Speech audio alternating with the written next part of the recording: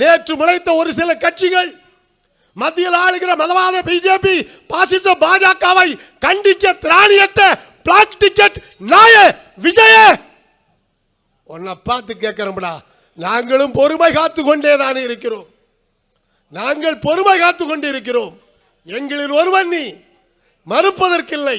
உங்க அப்பா சந்திரசேகர் என் தலைவன் காலில் விழுந்து வணங்கி எனக்கு ஒரு திரைப்படத்திற்கு வாய்ப்பு தாருங்கள் என்று கதைவசனம் எழுதி கேட்டு காலை இன்னும் சொல்ல போனால் சட்டம் ஒரு இருட்டறைக்கு உங்க அப்பனுக்கு வாழ்வு கொடுத்தது யாரு?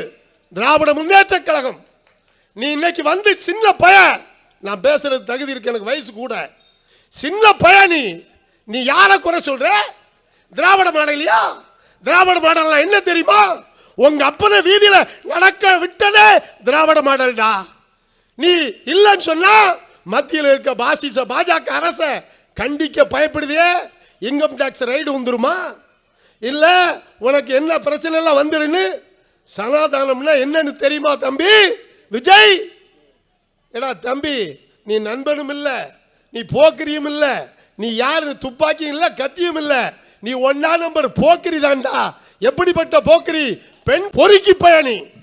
நீ திராவிட மாடலும் சரி, எங்கள் சின்னவரையும் சரி, எதையும் பேசுறேன்னு வை, உன்ன தமிழ்நாட்டில் நீ நடமாட முடியாது.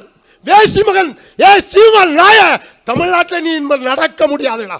ஏ செபஸ்டியான், இல்லை முழு பேரை சொல்லுடா. என் பேரு என்னன்னு கேட்டா முழு பேர் சொல்லுவேன். எங்க அப்பா பேர் என்ன முழு பேர் சொல்லுவேன்டா. நீ சொல்ல தகுதி இருக்காடா? சீமா சின்ன பயல, நீ எங்களுக்கு விளக்கம் சொல்ல போறியா? எங்களை மாத்திடுவியா?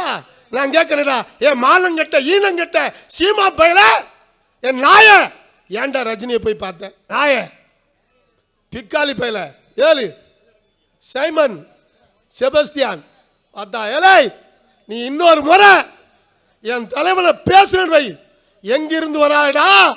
நீ கத்தி பேசலாம், நாங்க கத்தியோடு பேசுவோம். எச்சரிக்கையாரி. நாம் தமிழருக்கு கட்சிக்கார பயலுக்கு சொல்றோம்டா, எல்லாம் சீமா உனக்கே சொல்றோம்டா. இந்த ராவண நீ கத்தி பேசுறேன் வை, ஓத்தாடா உன்னை கத்தி கொண்டு பேசுவோம்டா. திருவதிக்கு வந்தா நீ திரும்ப முடியாது. எச்சரிக்கையாடா, ஒத்த தொண்டை நான் சொல்றேன்டா. பார்த்தா ஏல் உம்மால சூப்பு